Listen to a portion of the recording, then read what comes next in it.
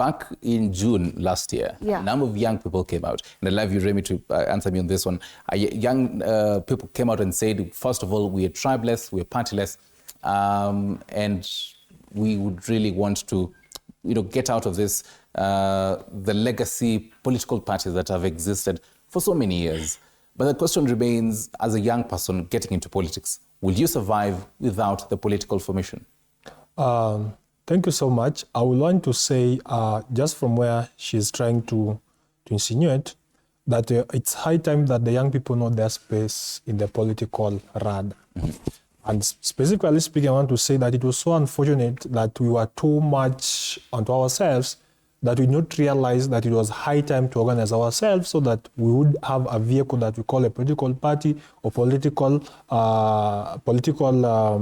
ladder to make us now be in the political limelight. So then the young people need a political party? No, not necessarily a political party, but then even in the existing political party. In fact, political parties are too many in Kenya that if the young people are inculcated to those political parties fully and participate to the better part of their knowledge, then I believe you can make very good... I would beg to disagree. Will you want to be in a political party? Do you think young people would actually survive without the political party formation? We cannot survive without a political party. Okay. This is the truth. The current political parties that we have, say ODM, Jubilee, UDA, Wiper, are but kiosks of their party leaders. Okay. Basically, what Raila Odinga says in ODM is what flies. That is why they've always kept Babu Owino at bay. Ask yourself why, as a young man as brilliant as Babu Owino has never gotten himself into the party leadership. Because Raila sees Babu Owino as a threat. And that is exactly how they are going to perceive any intelligent young person out there who is a man or a woman of good standing, a man or woman of integrity, and a man or woman who has a vision.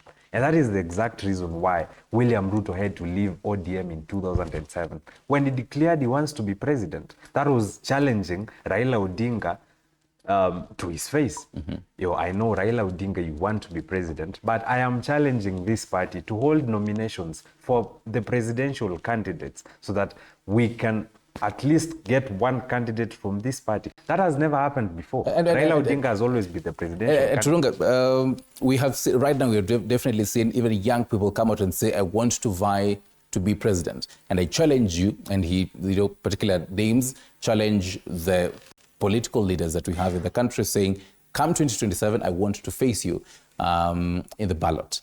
But then what they are told is without a political figure A, you will not make it. As a young person, what are your thoughts on this, that you have to cling on a particular political figure to actually make it? What we have in Kenya, the problem is not the political parties. The problem is the structure that we have in those political parties, where the youth, or rather the political parties, they lack autonomy, where political parties are treated as someone's, or rather a business. You see, we need to change that narrative, because if you look at all the political parties that we have in Kenya, how many young people do you see them in the neck? Actually, you'll be shocked even is 0.1%, or rather even 0%.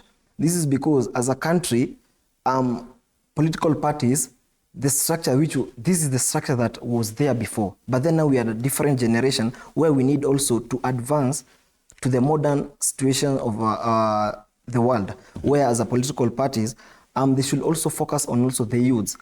That's also, I encourage our youthful leaders and also the youths to take part in these elections, vie for these positions, because in our constitution, Article 55 is given to the youth.